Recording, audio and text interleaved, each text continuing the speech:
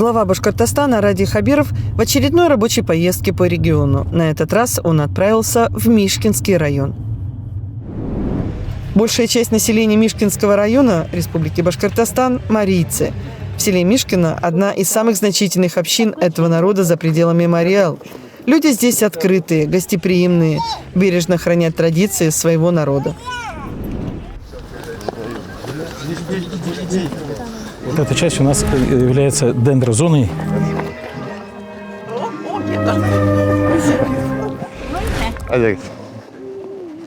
Какой красивый. Вот так. Спасибо.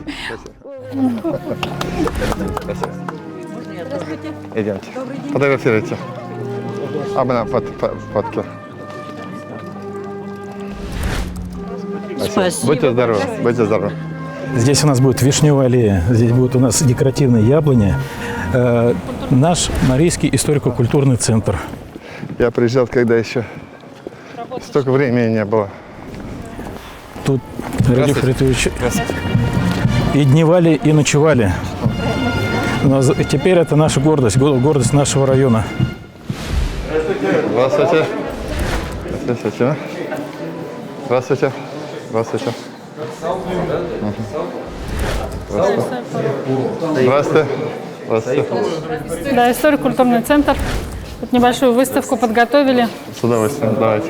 А потом мне покажете, вот Обязательно, сам обязательно. Вот я хотел центр посмотреть. Ну, во-первых, вот это вот фойе, оно уже подразумевает проведение выставок. Почему здесь сегодня комфортно выставка Музея боевой славы и расположилась? Потому что вот здесь также и мероприятия проводятся, то есть тут функционал. Вашему вниманию представлена межрегиональная выставка «Берлинская стратегическая наступательная операция». Вы здесь видите фотографии, которые предоставлены нам тремя крупнейшими московскими музеями. Это Центральный музей Великой Отечественной войны, Центральный музей современной истории России и Центральный музей Вооруженных сил Российской Федерации. Все эти фотографии из их фондов. Также в составе экспозиции импровизированные витринные ящики. Они у нас в передвижной выставке. Это уже наш ящик, да, получается? Это наши, они вот таким образом работают. Здорово. Далее пройдемте на ту сторону, пожалуйста. И как раз фотография, когда одна из штурмовых групп вот идет на приступ Рейхстага. Здесь даже видно знамя Победы. И, как известно, были более 40 знамен установлены на фронтах здания.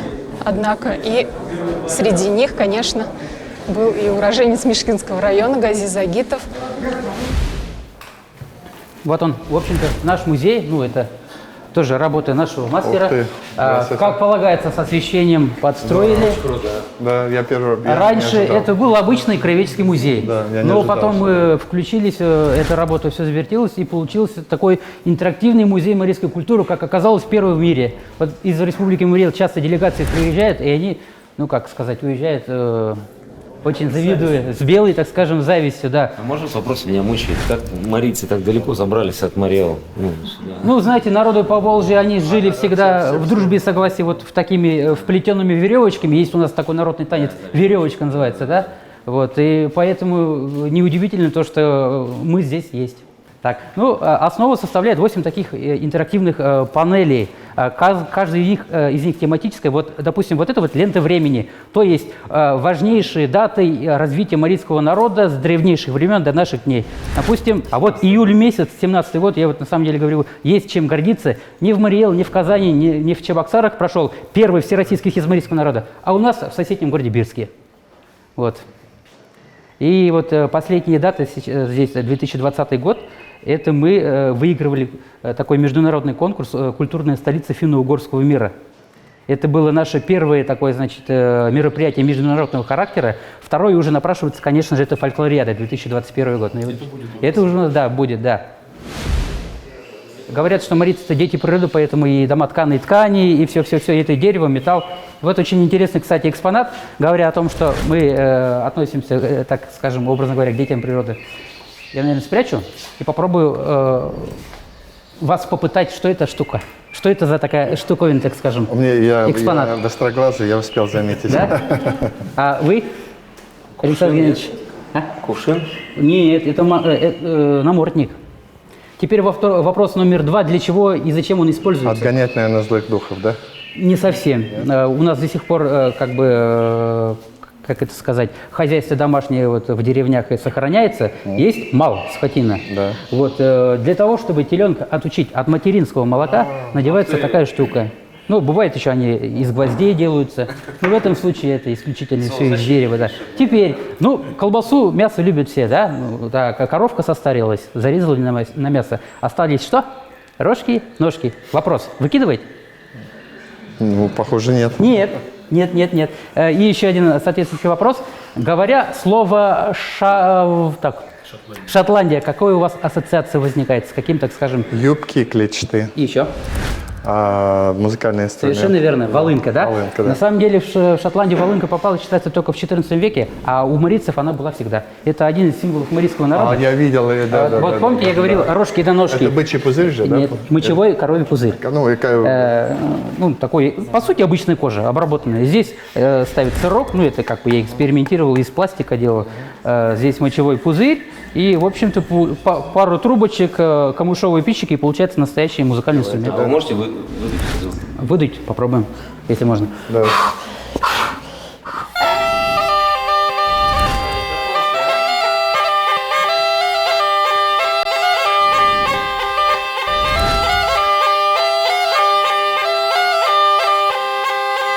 Вичево котеке омотоле, від йога нажимає ретем. Ти не дане деяке омотоле, порочоне дамає ретем. Вот такой своеобразный, очень интересный. Яратем. Юратем это, я говорит, к вам бы, к речке бы не пошел, люблю смотреть, как Но Яратем это течет. люблю, да? Юратем, да. Но это тюркское, получается. Ну, это международные в наших краях, да. К вам бы тоже, говорит, не пошел, уважаю, говорит, уж больно вас. Вот есть дословный перевод, получается такой. А это, Александр Геннадьевич, это тоже духовый инструмент, марийский народный. Это первый в мире сотовый телефон. Никаких батареек, дальней связи до 5 километров, никаких вышек. Ну, я это в шутку говорю, эта шутка тоже до Республики Мариэл уже дошла. Это марийская сигнальная труба Тютрет Пуч. Вот. Тоже можно подудеть. Давайте.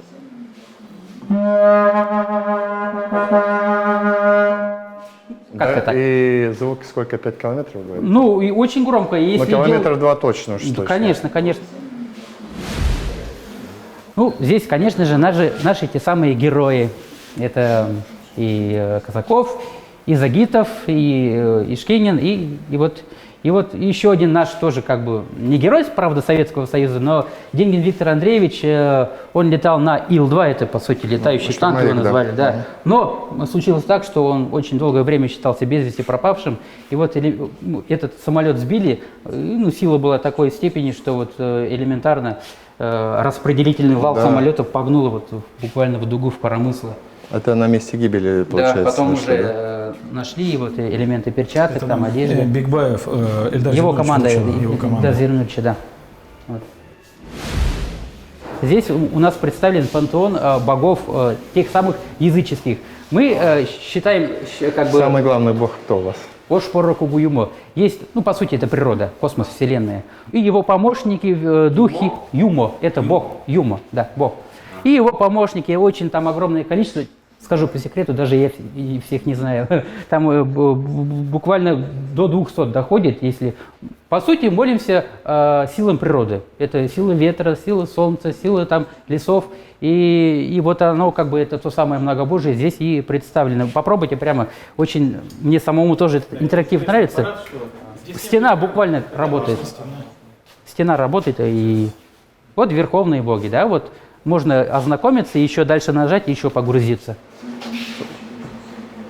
И тут можно изучать Вот он, да. и писать диссертацию. Вот. Ошпороку Буюмошки. Тот самый, который верховный бог. Юмы. А как? Юманидр. Ю. Да, Юманидр. В башкирском языке тоже буква Ю есть. Еще помощники есть, да? Причем тоже огромное количество. Вот. Он, Ильян. Это, кстати, работа Георгия Калитова, лауреат госпремии имени Салавата Юлаева. У нас единственный марийский художник, который удостоен этой премии. Он сам из соседнего Балтачского района, но его работы в такой графике представлены вот в фойе. Вот сейчас вот были. Кстати, он оформлял филармонию в Уфе, Башкирскую филармонию. Витражи – это его рук дело. Вообще очень необычные. И вот это вот представлено Онапу, священное дерево. Вообще в старину в любое поселение были ворота. То есть это есть на физическом уровне, считается, что они охраняют от той же скотины, чтобы в поля не ушли, там что-то в этом духе. На духовном, так скажем, уровне считается, что они охраняют от там, злых духов и прочее, прочее. И мы как бы продолжение этого сделали в нашем историко-культурном парке, который находится на улице Васильева, если вы, как сказать, если вы изъявите желание, то сейчас мы там побываем и посмотрим, покажем все, как это мы там Ради Фаридович, и вот это у нас на границе стоит, это не стела, вот мы его называем как раз это ворота. Это ворота. И самое интересное, вот постамент, он специально сделан по форме нашего района. И там внутри, сверху, там есть точки, это обозначение населенных пунктов. Я думаю, что это такой объект, это единственный во всей Башкирии. Раид Фаридович, можно, наверное, вас попросить нам сделать автограф вашей в книге. Приготовили специально вам первую страничку, по секрету скажу, оставили. Если вы позволите, мы потом еще вашу фотографию здесь как бы разместим. Это музею, да? Это да, пожелание нашему историко-культурному центру. Кстати, ручка тоже символичная, она с этого, с фестиваля нашего марийского.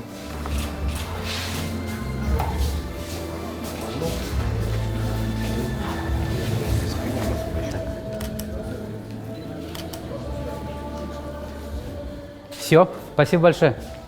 Александр Ильич, можно вас тоже попросить? Раид Фаридович, все-таки с работами нашего художника... Ой, убежала, да? Познакомимся?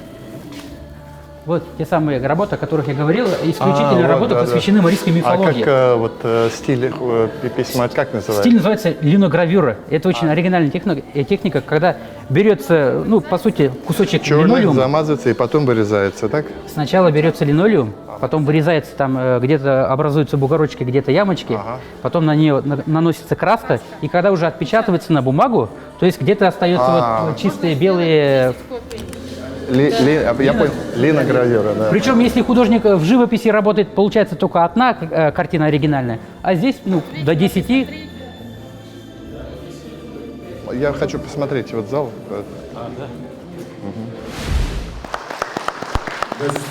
Народный ансамбль «Ручеи». Это сделали специально так. Это зал трансформер. Мы не хотим, мы отошли от классических театральных кресел. Можно было разных, здесь танцевать можно. И танцевать, форумы проводить.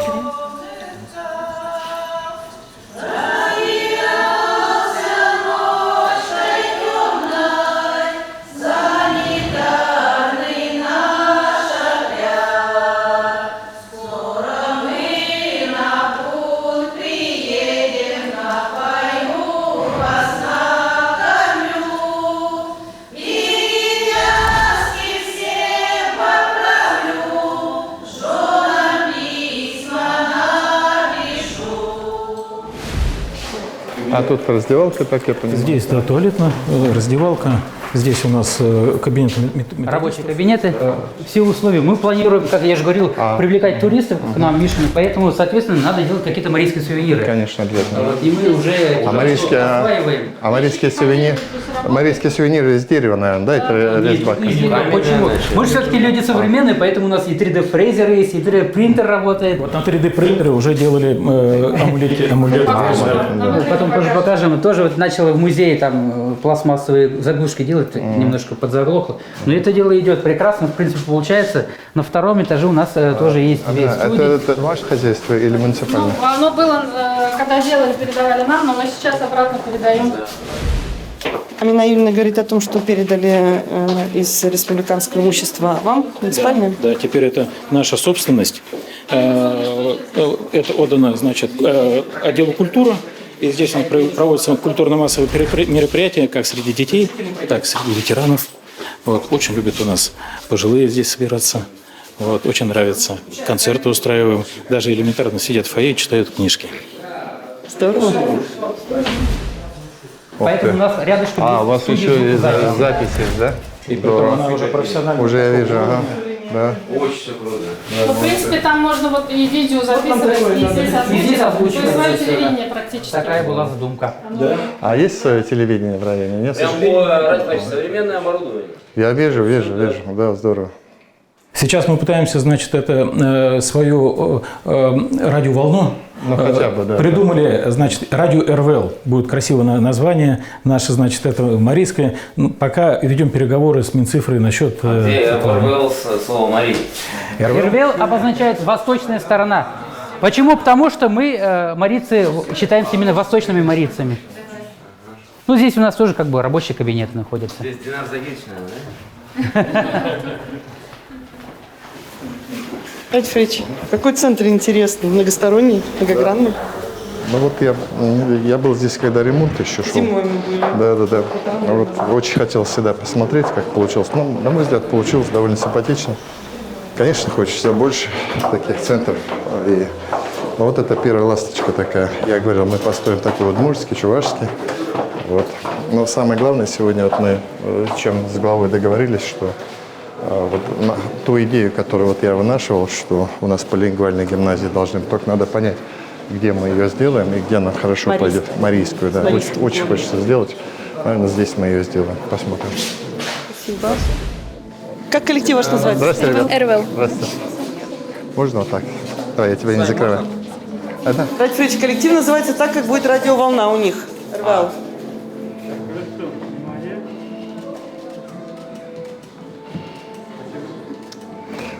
Ну как вам здесь? Нормально? Нравится?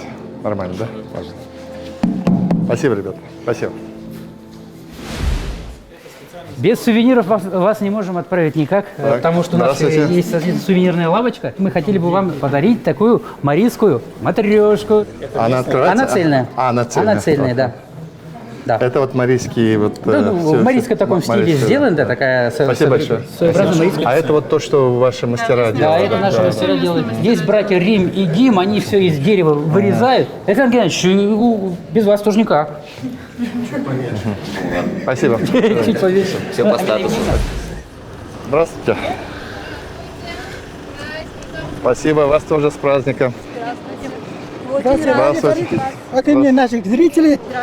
Я Здравствуйте. ветеран труда, веду активный образ жизни, занимаюсь спортом, Правильно. самодеятельный композитор, поэт сатирик, как Петросян я пишу. Могу вам подарить, вам не надо?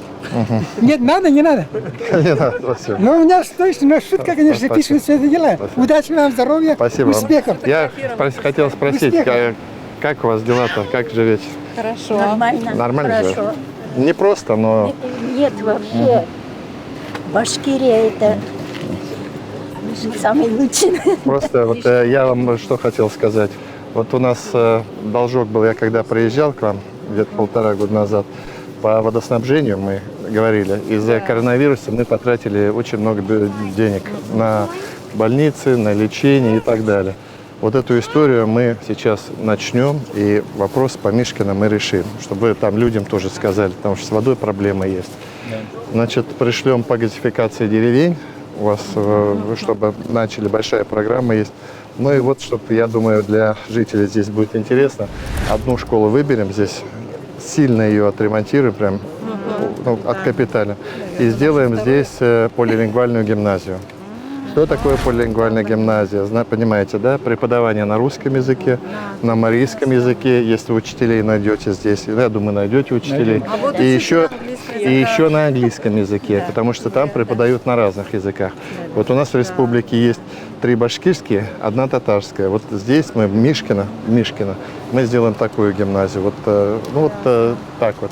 А так, мне кажется, красивая получилась у вас история, центр красивый получился.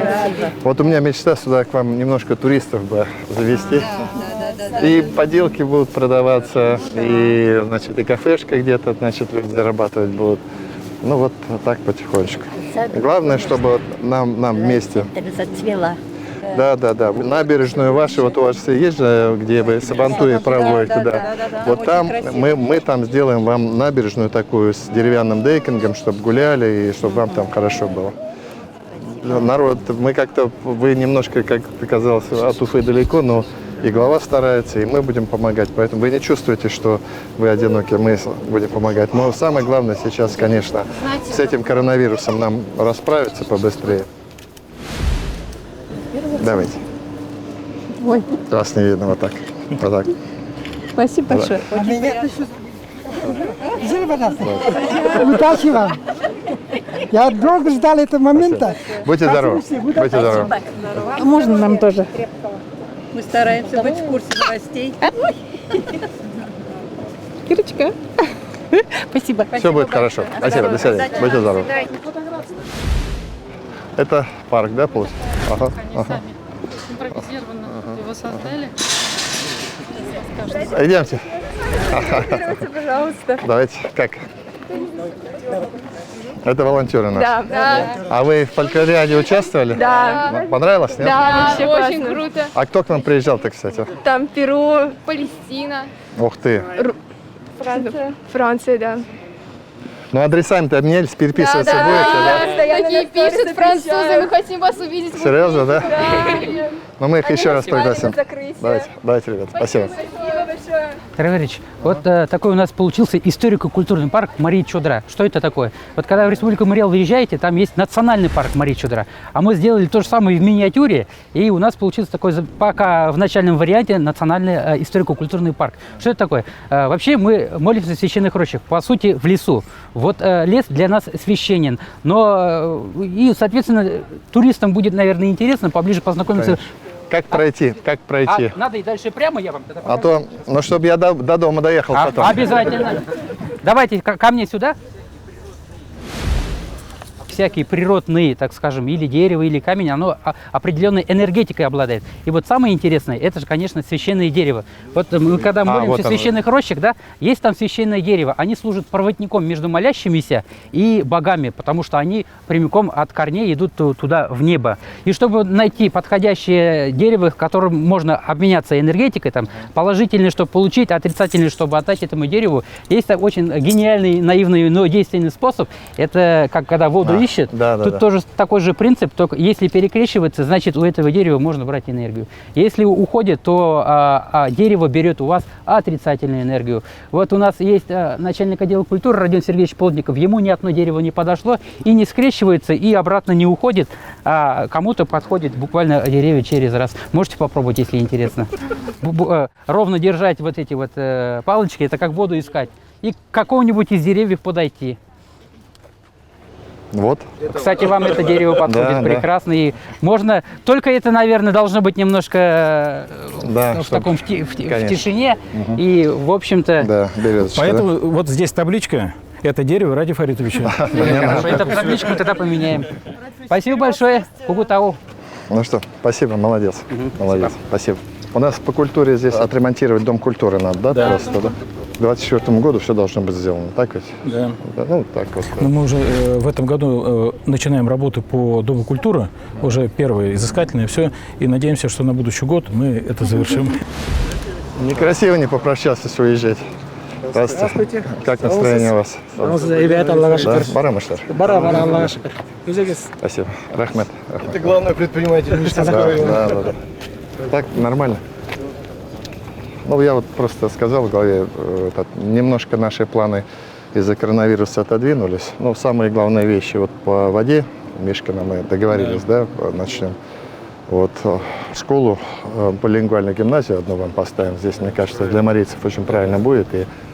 И вокруг интеллигенцию здесь соберете. Это надо здесь хорошее место выберете. Ну, хорошую школу выбрать надо, а мы глубоко ее капитальный ремонт с реконструкцией сделаем, чтобы было так. Ну так понемножку будем помогать, двигаться вперед. Спасибо, вам спасибо. Да. Не болейте, немножко с коронавирусом вот эти все дела закончим. Уж очень много сил отрывает и денег отрывает. Ладно. Рахмет. Поздравляю, хороший памятник. Да, хорошая история здесь. Спасибо. До свидания. До свидания. Спасибо. Спасибо. Ребятам спасибо всем. Радифович, вы этих людей знаете? Нет, не знаю. Ну, как попрощаться надо было. Они просто смотрели с надеждой, что Ради Фаритович подойдет. Хорошо. До свидания. До свидания. До свидания.